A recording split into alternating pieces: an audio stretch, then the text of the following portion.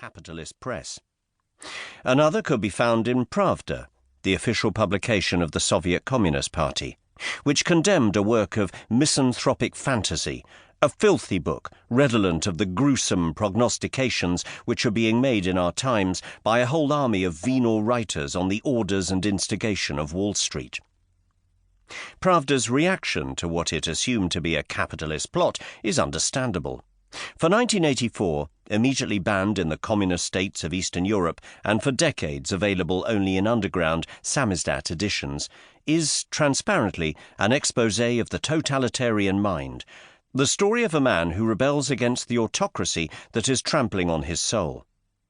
Here, in the not-so-distant future, England has metamorphosed into Airstrip 1, itself a part of Oceania, an agglomeration of territories ostensibly striving for precedence and military domination over the other great land blocks of Eurasia and Eastasia. It is a world of constant surveillance and devious propaganda, commanded by an organization known as the Party, bossed by the all-seeing eye of Big Brother, and characterized by the brutal suppression of dissent, thought crime, and the routine falsification of the past. Winston Smith, its tormented late 30-something hero, may only be a minor cog in this dictatorial wheel, a member of the outer party with no privileges worth the name.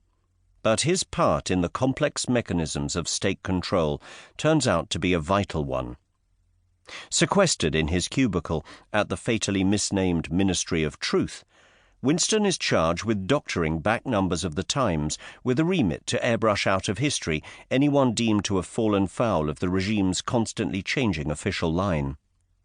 Ominously, the agent of this corruption is language itself, the savagely reductive code known as newspeak, of which Winston's colleague, the soon-to-be liquidated Syme, remarks, "In the end, we shall make thought crime literally impossible, because there will be no words in which to express it."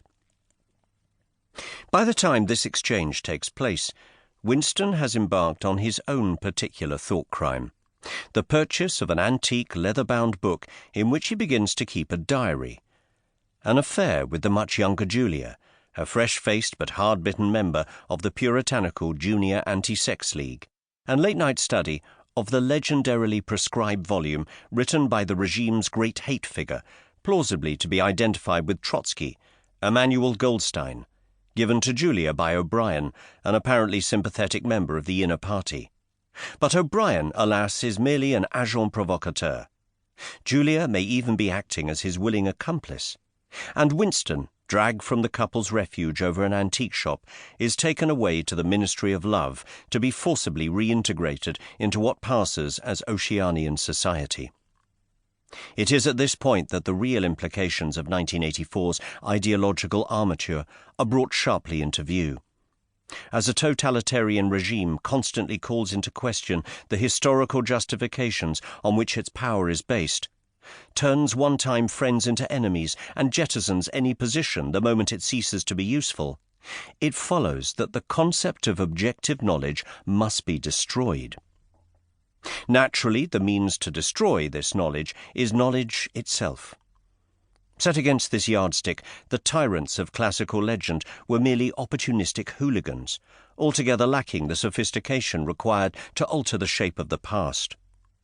The 20th century totalitarian, on the other hand, O'Brien's lectures on this subject are some of the most chilling passages in the book, is engaged on a far more sinister project, not to tell a man that 2 + 2 = 5 and make him pretend to believe it, but to convince him that it is actually so. Tortured, browbeaten, and brainwashed, reduced to a snivelling pile of acquiescence, Winston wins the victory over himself. He loves Big Brother. The rebellion has failed. The prodigious impact that 1984 had on its original audience was not simply a response to the horrors of Winston's degradation, his desperate exchanges with Julia. "Listen, the more men you've had, the more I love you. Do you understand that? I hate virtue. I hate goodness. I don't want virtue to exist anywhere." Or the threatened unleashing of a cage full of starving rats onto his unprotected face in the torture chamber of room 101. Rather, it had to do with their awareness that the dystopia Orwell had created was an artful projection of some of the